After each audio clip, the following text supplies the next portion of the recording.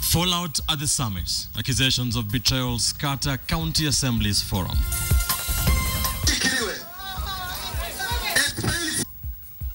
Rest in peace. Kiambu village buries the entire Paul Magu household. Let the governor, let the deputy, let the MCs go home, and then there's fresh election. Headed south, what next for Makueni County government? If by January 2015, no tangible benefit is put forward, teachers should resort to an industrial action. And showdown in January. Teachers set date for face-off with the government.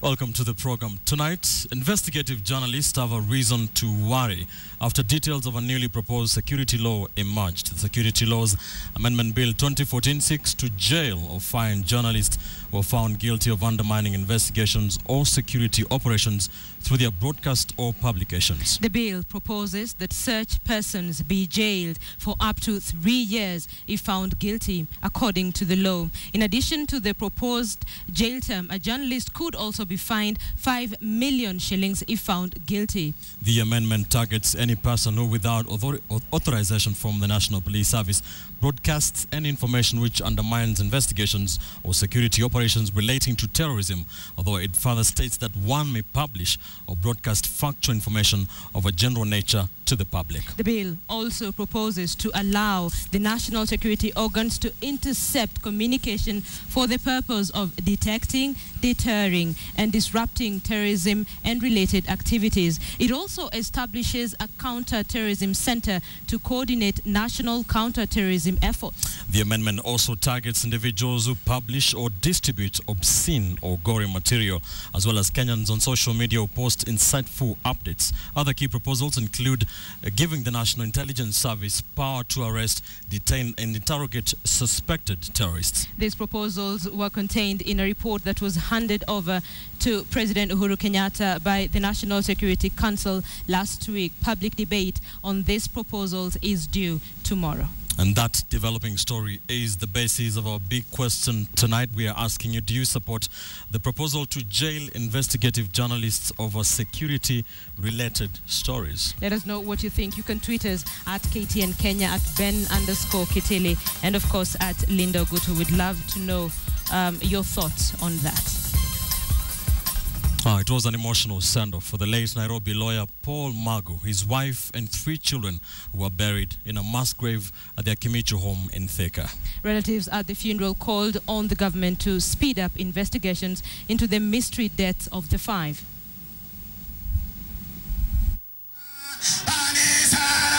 Side by side, the coffins bearing the bodies of the Magu family members lay next to each other. On them, portraits from previous photoshoots depicted a happy family. Mother, Lydia Magu.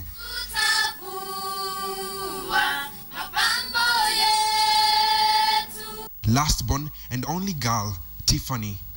The boys, Ryan and Alan, and Paul Magu, the father. Circumstances behind their death still puzzling friends and family. It's painful. It's quite painful. Emotions ran high here. While some collapsed, some sat back watching, tears running down their cheeks, and others only wanted to stand by the Magus for the very last time. Initial reports by police indicated suspicion that it was Paul Magu who brutally murdered his family before throwing himself in front of a moving lorry where he died on the spot. The police have been investigating suspects from the late Paul Magu's church with alleged possibilities of cult-like practices and a novel he read titled Murder Most Foul, which speaks of ritualistic killings and disposal of bodies. Serikali yetu ya Kenya. Something needs to be done, and done urgently. Kwa maana hata ingawa mambo haya yanahusika na mambo ya kidini, ni lazima wale wote ambao wanahusika wahusika basi watafutwe na ijulikane wazi whether these people preach the good news of God of salvation ama ni mambo mengine ambayo yanafanyika. Kijana yako kama anashinda kanisani, he is a good boy. Msichana wako akishinda kanisani, samahani, unasema ni msichana hapo na mienendo mema. Ile kanisa kweli tunaijua ni kanisa gani? Kwa leo tunasema itafika wakati tutakosa imani kwa kanisa. Tunamuomba Mwenyezi Mungu atupatie nguvu tusikose imani kwa kanisa. And finally, dust to dust it was. The Magus were buried in a mass grave. Police say investigations are still going on. For now, Magu's relatives and friends continue mourning as they wait for the mystery murders to be solved. Ian Wafula, KTN. Sadly, as the entire Magu household was laid to rest. May they rest in peace. Now, County Assembly's forum held at the Bomas of Kenya here in Nairobi ended prematurely after it was disrupted by members of the 47 county assemblies who accused officials of shortchanging them. The MCAs claimed officials of the forum had been compromised by the executive arm of the national government to frustrate their push for car grants and other benefits. However, the Forum Secretary General Albert Kochei blamed the Salaries and Remuneration Commission for their problems. KTN's Patrick Amimo reports. An executive committee forms. When members of the County Assembly converged at the Bomas of Kenya, they were eager to hear from the County Assembly's Forum Executive the outcome of their push for car grants and soft house mortgage. Members were not amused when the Forum Secretary General Albert Kochei walked them through correspondence with the Treasury and the Salaries and Remuneration Commission. As many of the same opinion say aye, as many of the contrary opinion say nay, the ayes have it. It was apparent patience was running out. They demanded a quick verdict on car grants and mortgages. Order, honorable members. Can we all sit down? Order, honorable members. And when the Secretary General attempted to go on with the meeting, they moved to eject him from the podium. Don't tell us the report we don't want to hear. This is not a speaker's forum. It is not a speaker's forum. The agitated members could not listen, forcing the meeting to be adjourned indefinitely. The members accused officials of the County Assembly's forum of taking them for a ride. Wabunge awalipi ushuru kwa allowances, sitting allowances zao. Sheria haiko hapa kutumiwa kufinya MCS peke yake. Vyenye wabunge wanapewa, sisi pia tupewe. We want to have interim committee to take over of the issue of the CAF. And the interim committee will sit down and eliminate the issues of CAF.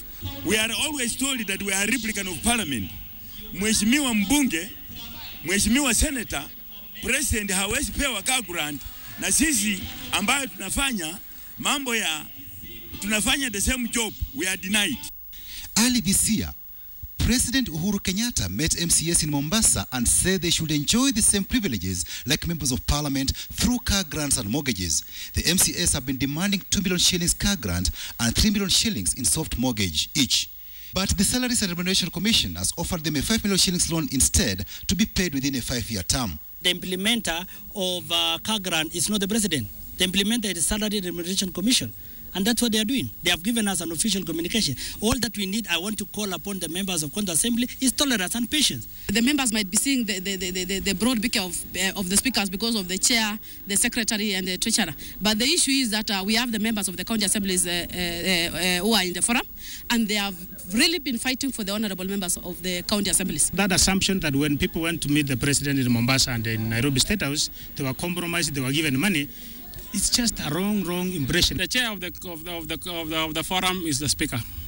The general organizing secretary of the forum is the speaker. The deputy is the speaker. The treasurer is the speaker. Who is the MCA? Then it is full of speakers. Then you're lying to us. You cannot carry us on a trailer and call us we are him. Patrick Amimo, KTN. So much drama there. Now, a day after President Uhuru Kenyatta formed a commission of inquiry into the Makueni County governance issues, the move has been met with divergent views. Makueni Governor Professor Kivutha Kibwana has welcomed that move, but MCAs who are now staring at the prospects of fresh elections are not a happy lot. And as Rita Tinina reports, even opposing camps in the county assembly are now speaking in one voice. For months now, persistent wrangles have characterized business in the Makueni County government.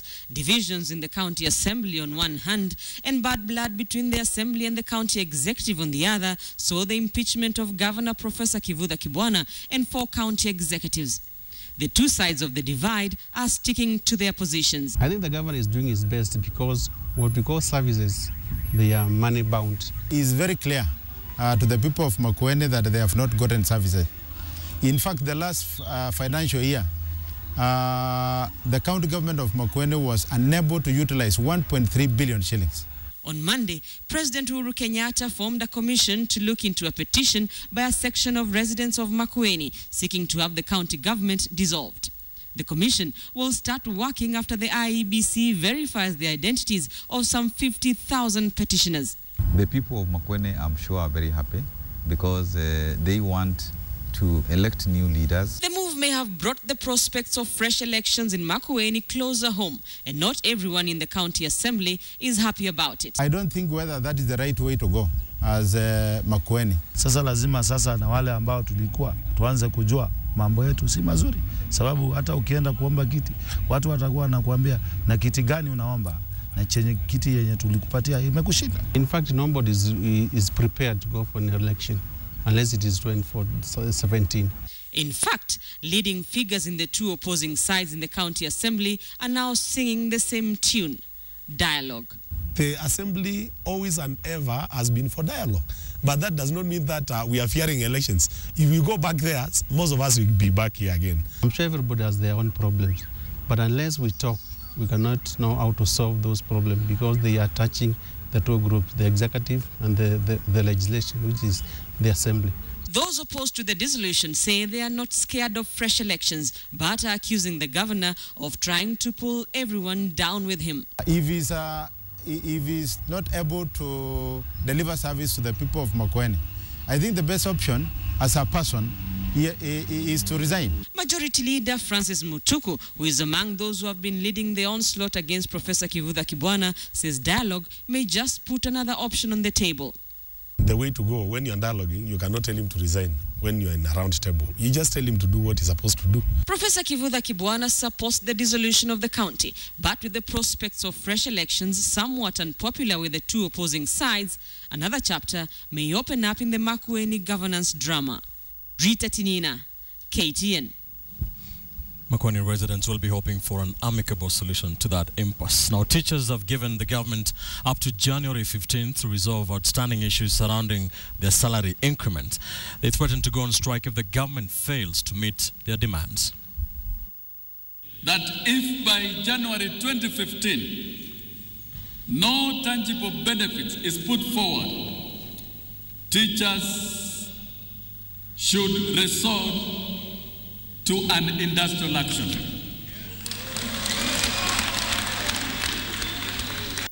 Wow, the soaring demand for ivory in China may well wipe out Africa's elephants in one generation. A report released in Nairobi reveals how the demand and supply chain is sustaining the illegal ivory trade from Africa to Asia. KTN's Ashamulu reports on the shocking statistics in that report.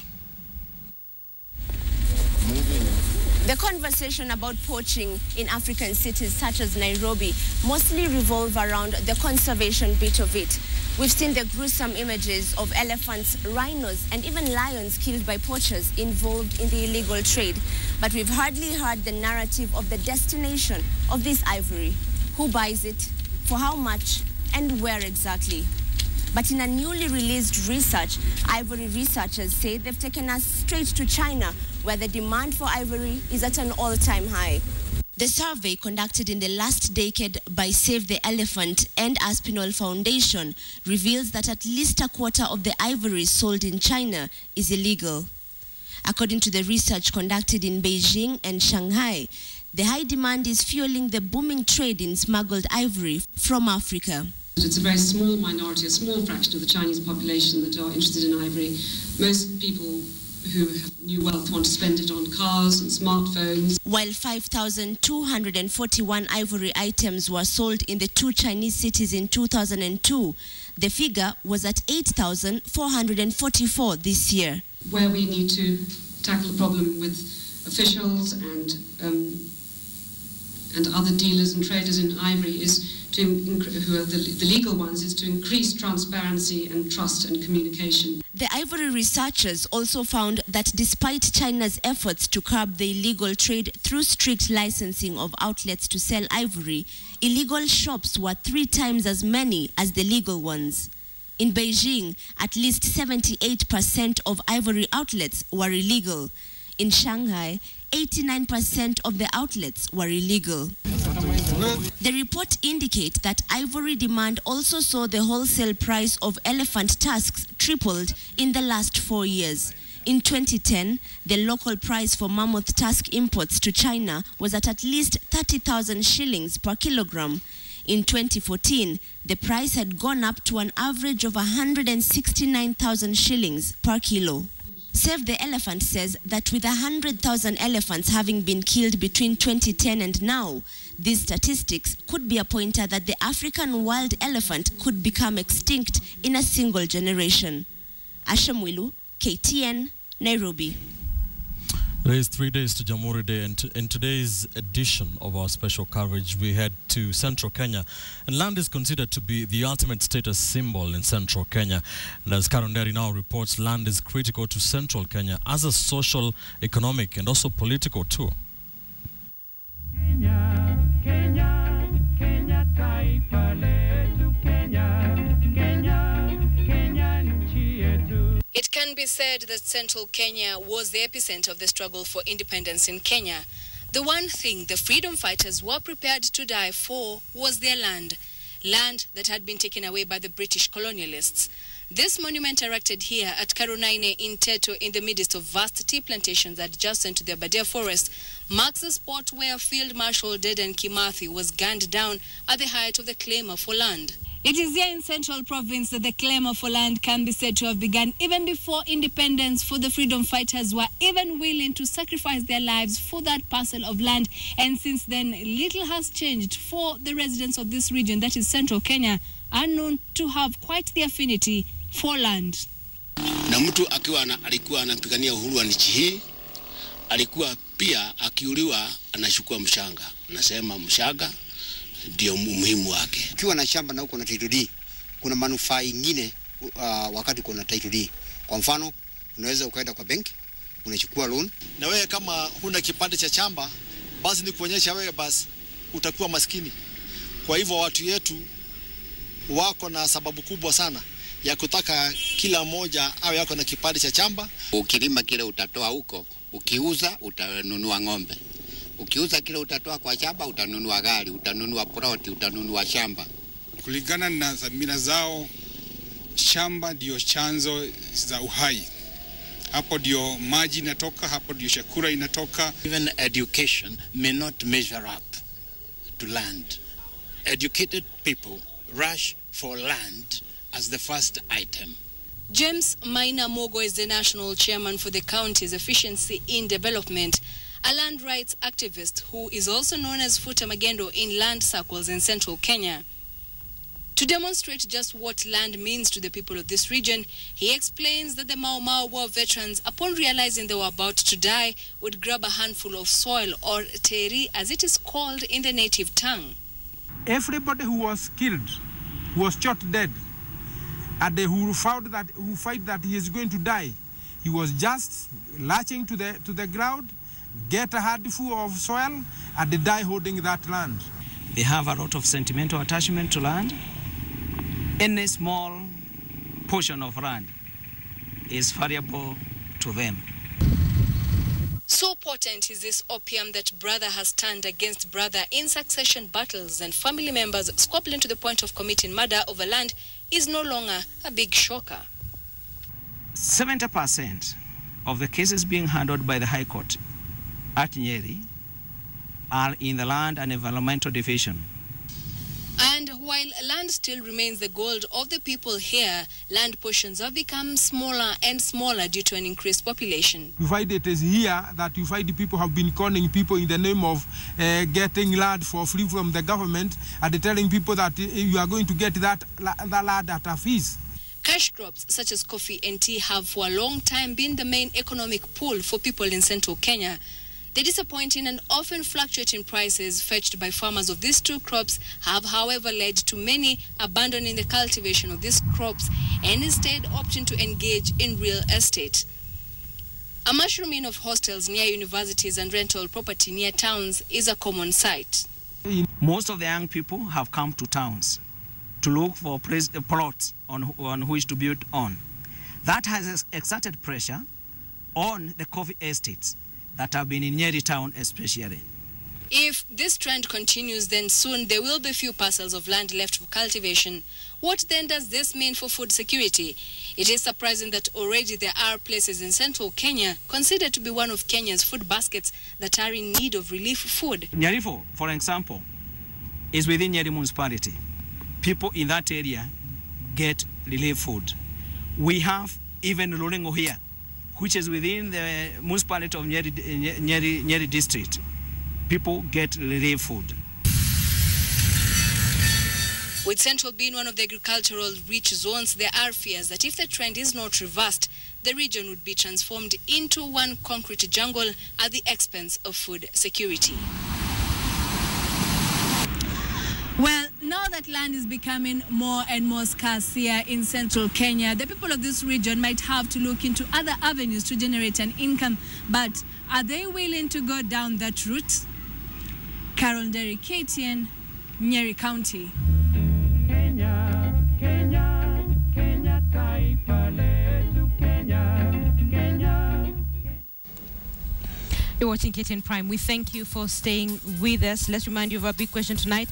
We're focusing on a report that was handed over to President Uhuru Kenyatta last week by the National Security Council. In it is the Security Laws Amendment Bill 2014 that seeks to jail or fine journalists who are found guilty of undermining investigations or security operations through their broadcasts or publication. And on our big question tonight, we're asking you if you support the proposal to jail investigative journalists over security-related stories. Peter Mutinda says, no, this is dictatorship. They should even thank the journalist for some insights. At Cheruiyot Chagana says, no, journalists have freedom so long as they're not going beyond the rule of law. Lecho Oyengo says jailing investigative journalists over security-related stories amounts to muzzling freedom of the press. Ixon Morandi says that's a decent way of trying to curtail freedom of information to general public. No. KPS Americans and the tweets coming at Linda Ogutu, at Ben_Kitili, and at KTN Kenya. We shall be sampling them in the course of this live newscast. For now, we take a short break. Don't go too far. We'll be back shortly. Just ahead, why land is a matter of life and death in central Kenya. You're watching KTN Prime. Welcome back. Let's now look at politics. The race to succeed the late Homa Bay Senator Otieno Kajwang is quickly shaping up as aspirants seek ODM nomination to vie for the seat in February. Kajwang's family is endorsing the candidature of Moses Kajwang, the late senator's younger brother. 3 other candidates have expressed their interest in the seat on an ODM ticket. Aaron Ochieng reports. The late Homa Bay Senator Otieno Kajwang's younger brother Moses Kajwang has been endorsed by his family as their preferred successor to his late brother. The family and the larger Kajwang's clan has requested him to represent them to complete his late brother's development projects. If they find in him the qualities of leadership for which we are confident, then he is ready, with the blessing of the family, to present himself as the candidate of senatorial election, by-election of Homa Bay County. The official declaration comes after speculation that one of the Kajwang's brothers will vie for the seat. The 35-year-old graduated from Moi University with a bachelor's degree in information technology and a master's degree in the same field from Makerere University in Uganda. He works for an insurance firm here in Nairobi. The clarion call from Bado Mapambano, a luta continua, that is a clarion call that we must never be comfortable until it is done. CORD leader Raila Odinga bowed out of the race for the vacant Homa Bay Senate seat, despite pressure from some of his confidants and Luo elders to contest the by-election set for February. We need a process that is inclusive, and I think first there will be an attempt to try to develop consensus before another method is agreed upon. Raila said the offer to contest the seat came at a time when he had embarked on revamping ODM. He asked those who wanted him to vie to look at a larger picture and allow him to focus on national issues. ODM maintains it will nominate the most suitable candidate for the vacant seat. 3 other candidates, former Rangwe MP Philip Okundi, former NSSF Managing Trustee Fred Rabango, and Raila's personal assistant Silas Jakakimba have declared interest in the seat. Aaron Ocheng, KTN. Now, the importance of digital skills in our world today cannot be overemphasized, but there are still many young Kenyans in rural areas that have never even seen a computer. Caleb Ndaka and a group of fellow students from a local university have decided to do something to bridge that technology gap. On Outliers this week, Computer Mashinani, a story of young people sharing the power of the world's most popular digital device. Take a look.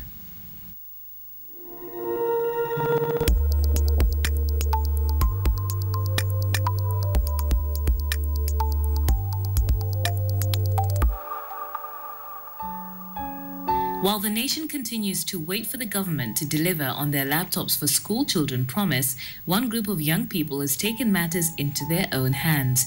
And it all began with a simple question. Can we look back and say we've made an impact? 10 years down the line, can we look back and say, I remember that weekend, we went out and this is the kind of impact that we made. One of my friends said something like, all of us, we have laptops. What if we just take our laptops and target a village somewhere and teach kids about what computers can do to their lives? And that's how KidComCam came to be. Caleb Ndaka took up the cause and marshaled together a group of his friends, fellow students at Jomo Kenyatta University of Agriculture and Technology.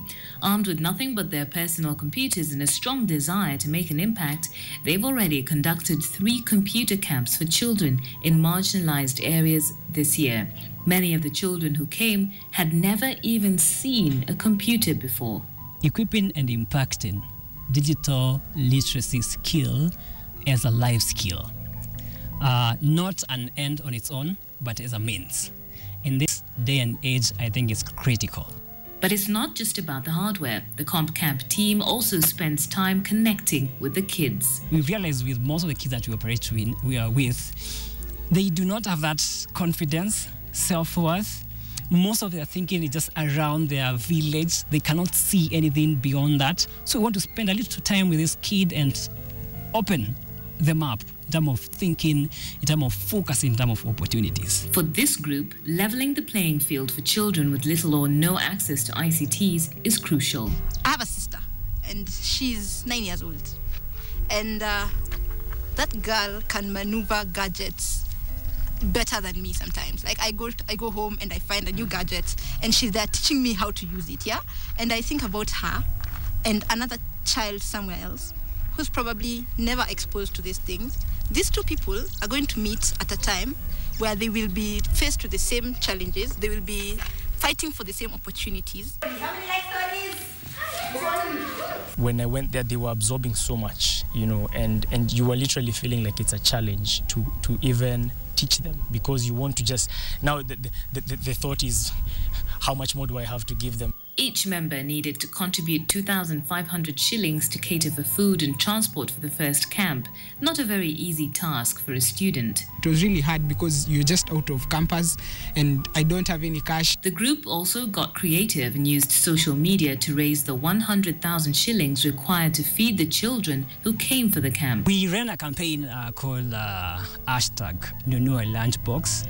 And it was basically approaching our friends and telling them to give only 200 shillings, which is equivalent to meals for one child for the 3 days. We didn't ask the parents to give, but kids, I remember several kids coming with 100 shillings. I was given by my mom to come and give you. Same with the teachers, just we were not paying them, but they spent the whole time with us. Caleb has since graduated from university, but he's not about to trade his role as the leader of this initiative for a full-time job.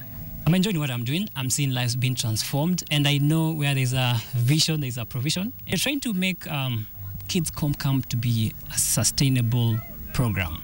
E-wastage is quite a big thing. Trying to see how these many keyboards you see around, these many CPUs you see around, how can we bring them together and convert them to be like teaching tools for us? I usually write on this saying that big things come in small packages.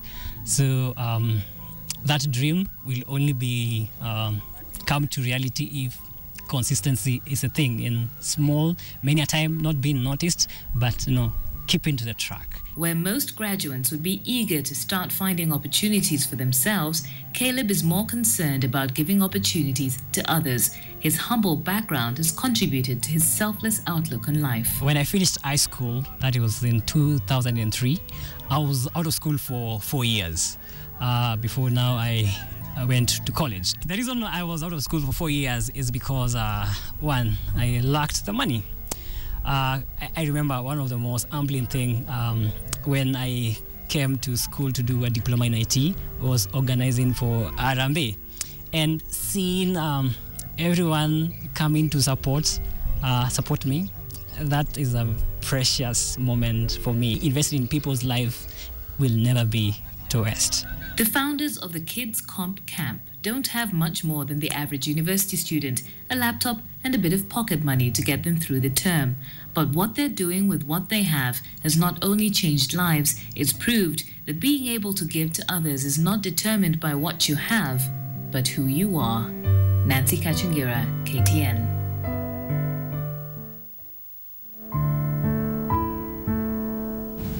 As always, if you have a story of somebody who's making a difference in society, be sure to hit us up at KTN Kenya or at Kachungira on Twitter.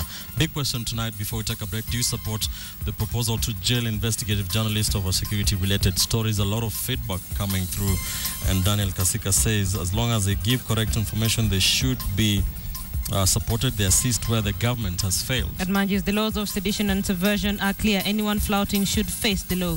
Who is scared anyway? Boniface Kangongo says big no. Instead, they should partner. Jailing would be weird, primitive, barbaric, retrogressive, and analog. Finally, at Arab Walter poses a question. If usalama unaanza na mimi, why put a tint to it? Card zote ziwekwe kwa meza.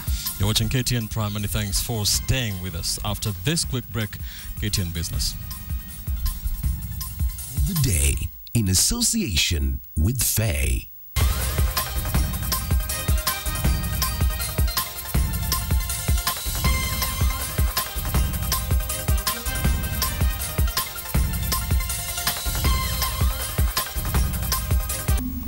Good evening and welcome to KTN Business. My name is Abi Agina. The government can now borrow up to 2.5 trillion shillings from external markets after Parliament approved a request from the National Treasury to more than double the country's debt ceiling. Here's Adelaide Changoli with that story. Over the last 1 month, the National Treasury has been on a charm offensive as it sought to get the debt ceiling increased from the current 1.2 trillion shillings to 2.5 trillion. And their argument was simple. We had set a nominal cap, which as the economy grows and we continue to access international capital markets and also donor support, that nominal figure will obviously will reach a ceiling and we need to expand it as long as the economy is expanding. And today the National Treasury got its way after Parliament approved its request and more than double the maximum amount the state can borrow from international markets. We continue to accumulate external debt, but we wanted to make sure that this cap does not become an hindrance. The motion passed despite stiff opposition from a number of MPs who questioned the timeliness of the increase, saying the country's debt was already a burden to taxpayers and increasing it further would be unfair. But Treasury played down their concerns, saying the total debt accounts for 46% of the country's rebased GDP and is therefore sustainable. We actually expect that debt stock in relation to GDP to decline over the next few years. But the National Treasury maintains that the state will not abandon the prudent macroeconomic management strategy by going on a borrowing binge and putting the economy and the shilling at risk. There is no cause of alarm in terms of, there is a feeling that if you raise the debt cap, the debt rises the same day to that level. No, that is not the case. The case is that we will continue for us to plan between now and in 5 years or 6 years down the line. Adelaide Changole, KTN Business.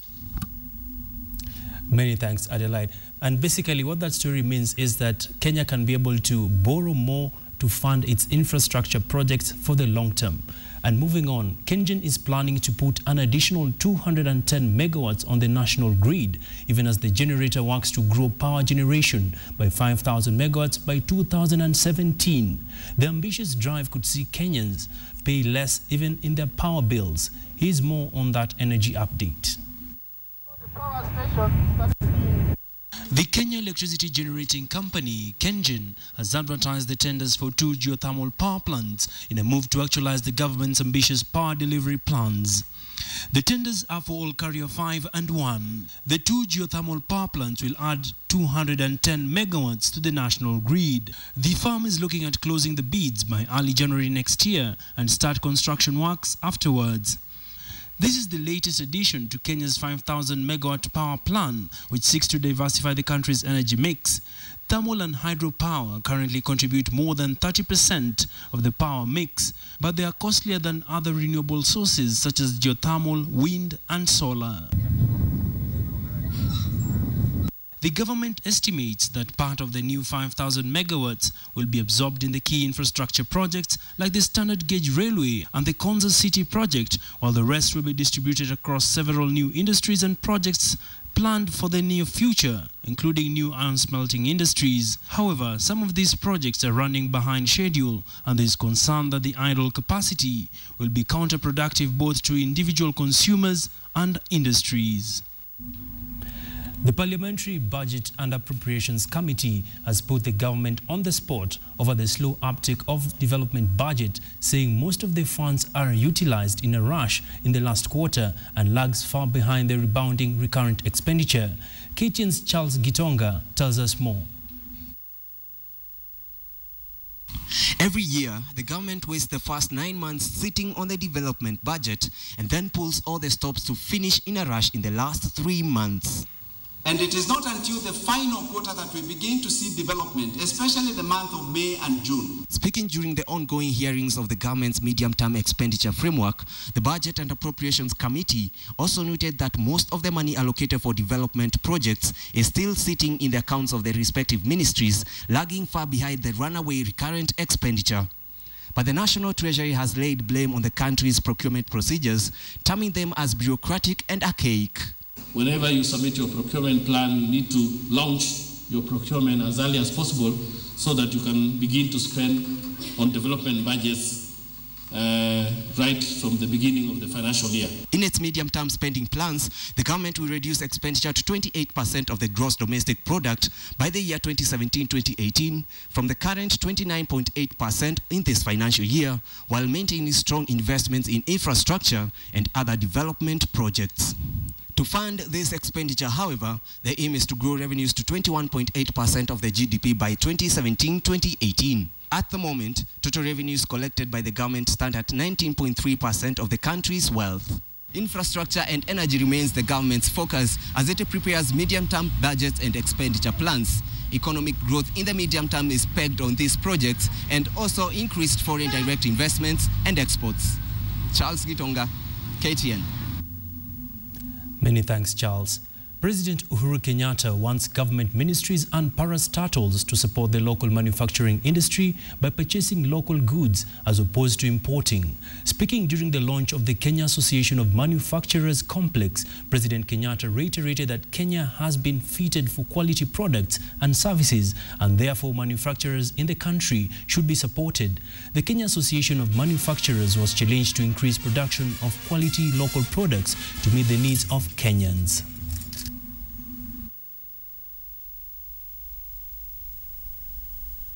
A lot of goods that are currently being imported by government ministries and parastatals that are available right here in Kenya. We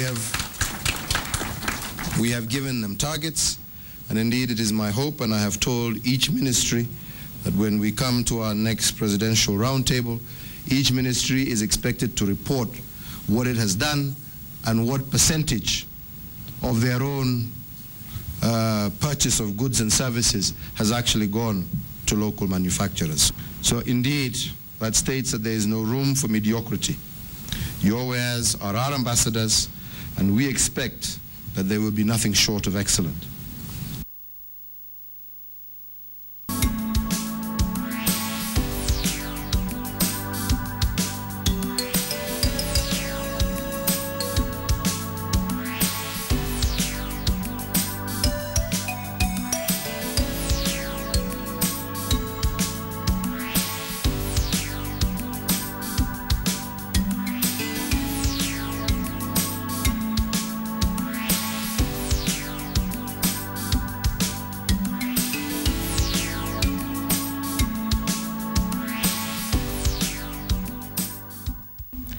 Well, the financial report brings us to the end of our business news. My name is Abi Agina.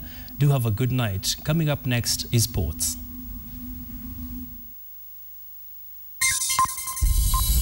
KTN Business. The battle to qualify for the knockout stages of the Eastern Central Africa Handball Championships intensified today as the National Series Board women's team edged out Ulinzi 25 points to 22. In the men's category, Democratic Republic Police were unstoppable as they crushed Strathmore University 33-13. It was a bad day in office for Ulinzi handball team as the ladies in combat fell to the National Cereals and Produce Board side. NCPB, who had a fine run in the local league, showed determination from the start as they drew first blood through veteran Grace Ndegwa. This, however, did not scare the soldiers, who responded immediately through Lucy Murithi. Cereals did not lose their attacking flair as Ulinzi kept shooting, but Cereals led the soldiers 11-10 at halftime. Ulinzi's effort to water down NCPB's attack bore no fruits as Edna Kasandi scored 7 goals to give her team a win. With their sides firmly set on winning the championship, NCPB must first conquer their next hurdle, Nairobi Water. Tunajua vile wamejiandaa, lazima pia sisi tuongeze bidii kulingana na mashindano yale yaliyopita. In the men's category, defending champions DRC Police sent an early warning to teams courting their crown as they thrashed Strathmore University 33-13. Jamal Mbaze continued with his sparkling display as he scored 8 points to sink the varsity side. Robinson Okenye, KTN Sports.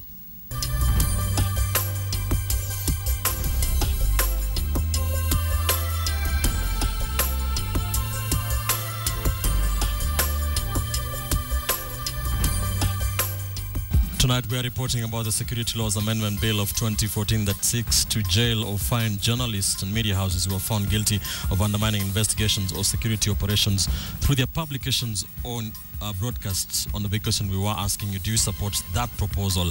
And a lot of feedback has been coming through. Mohammed Abdi Malele says when government views journalists or the press as a problem, it fails to see itself in the mirror. Eric Ninok asks, what are the parameters? Where do you draw the line? Who draws the line? The same government. And Philip Jumbe says, no, that's hypocritical. Locking up journalists in jail is like sewing up the public eye. John Ganga says, yes, arrest them. Freedom to information should not jeopardize national security, not even in America. Cheng Chogo says the proponents of such a law are people with very simple minds. The journalists should be rewarded instead. Luis Otaka says there are 4 centers of dangerous power. 1 is media. Power comes with responsibility. Aibo Mumanyi Monari says when government fails to investigate and journalist does it better, who undermines who? Catherine Watuka says we need pre-legislative scrutiny in the country.